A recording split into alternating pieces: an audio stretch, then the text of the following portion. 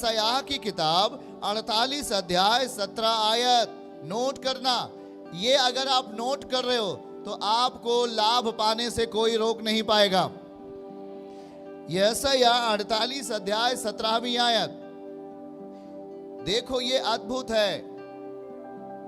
यहोवा जो तेरा छुड़ाने वाला है, इज़राइल का पवित्र है, वो यूं कहता है, मैं ही तेरा परमेश्वर यहोवा हूं जो तुझे तेरे लाभ के लिए शिक्षा देता हूं, और जिस मार्ग पर तुझे जाना है उसी मार्ग में तुझे ले चलता हूं।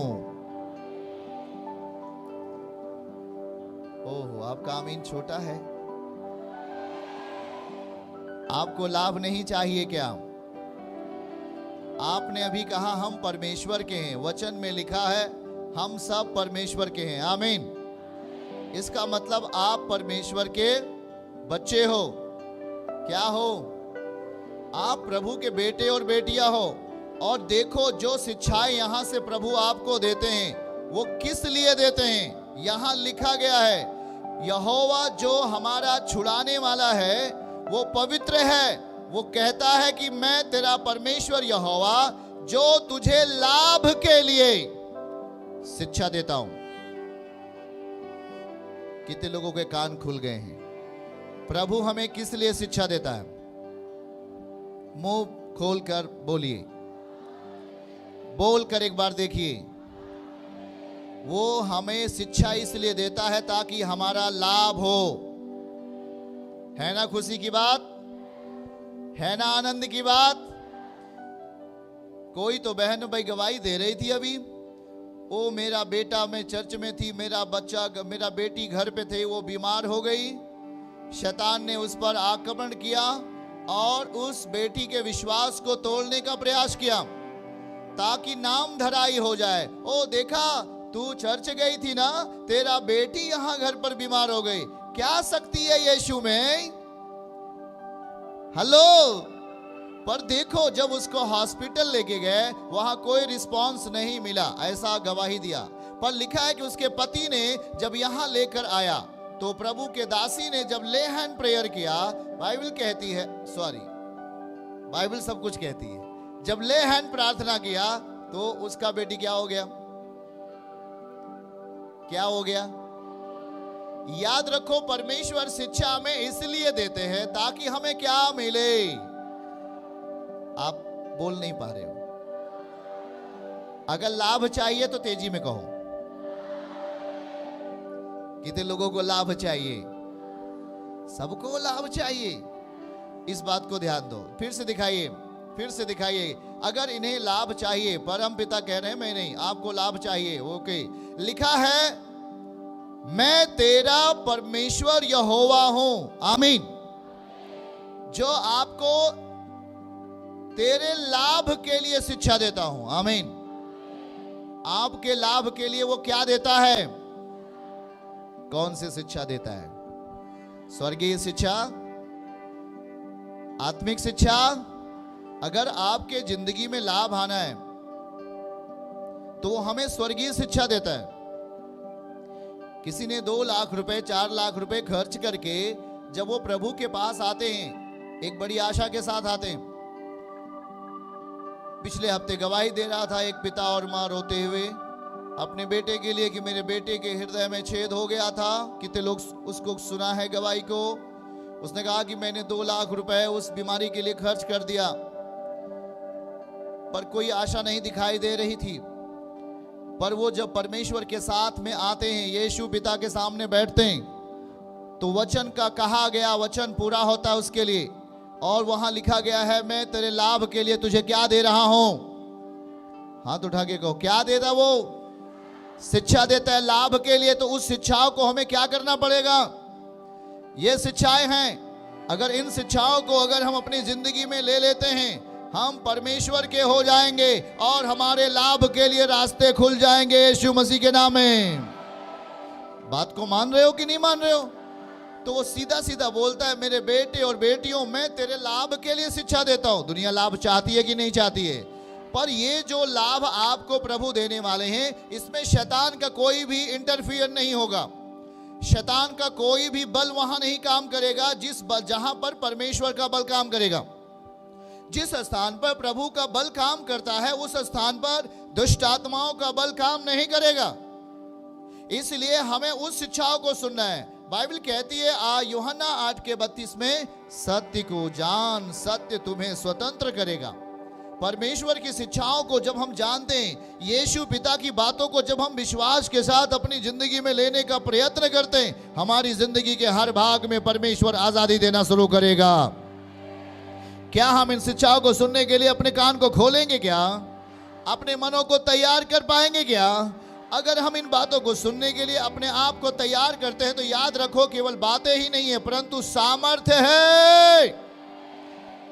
देखिए मेरे प्रियो, उसने कहा कि मैं तेरा परमेश्वर यहोवा हूं, जो तुझे लाभ के लिए शिक्षा देता हूं। किस बात के लिए? आपकी जिंदगी में लाभ होना चाहिए।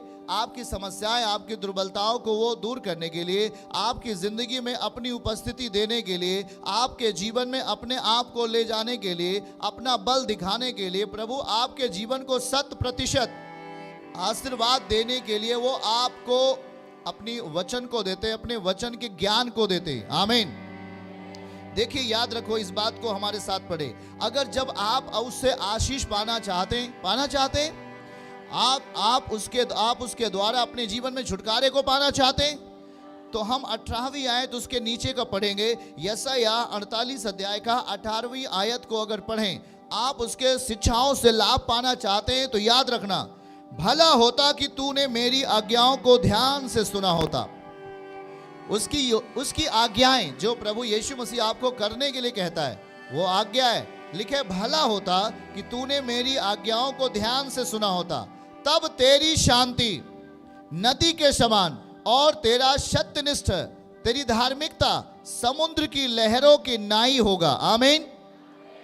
और 19वीं आयत में लिखा है, तेरा वंश, आपकी जनरेशन, आपकी आने वाली पीढ़ी, लिखा है आपका वंश बालू के किनकों की नाई तुल्य होता है, और तेरा निज संतान उसके कणों के, तेरा निज संतान उसके कणों के समान होती है, और उसका नाम मेरे सम्मुख से कभी ना मिटेगा, न काटा जाएगा और न मिटाया जाएगा। हालेलुया।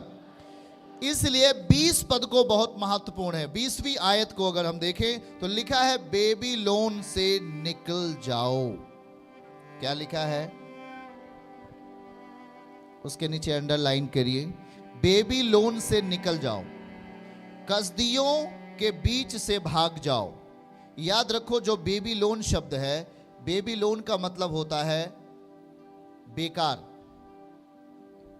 बेबीलोन का मतलब क्या है? जो सही नहीं है, उलट है, बिल्कुल परमेश्वर के नियम से उलट है।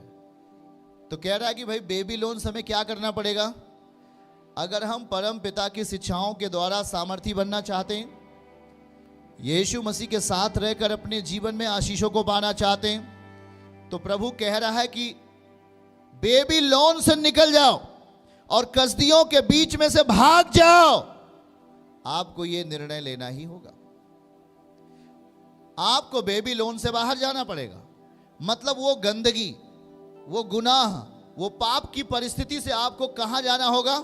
बाहर।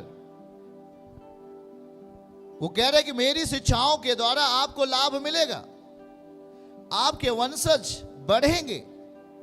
उनको प्रभु कह रहा है कि मैं अपने सामने से नहीं हटाऊंगा, उनको नहीं मिटाऊंगा, उनको अपने सामने बरकरार रखूंगा। पर कह रहा है बेबीलोन से क्या हो जाओ? दिखाइए उसको, चुप मत रहिए। क्या लिखा है? बेबीलोन से निकल जाओ और कसदियों के बीच में से, मतलब हटो। हर गंदगियां जो आपके आत्मिक स्तर को बेकार करती हैं, जो आपके आत्मिकता को खराब करती हैं, जो आपके आत्मिकता को तोड़ देती हैं, आपके रिजल्ट को रोक देती हैं, आपके प्रतिफल को रोक देती हैं, प्रभु कह रहा है हर उन गड़बड़ चीजों से। बेबीलोन का मतलब क्या है? गड़बड़, गड़बड़ी की जगह। उस गड़बड़ी की जगह से, जहां गड़बड़ हो रहा है, पाप की परिस्थिति है, हमें उन परिस्थितियों से, उन स्थितियों से अपने आप को क्या करना पड़ेगा? बगल वाले का हाथ पकड़ के बोलो, अलग होना पड़ेगा। गंदगियों से अपने आप को क्या करना पड़ेगा?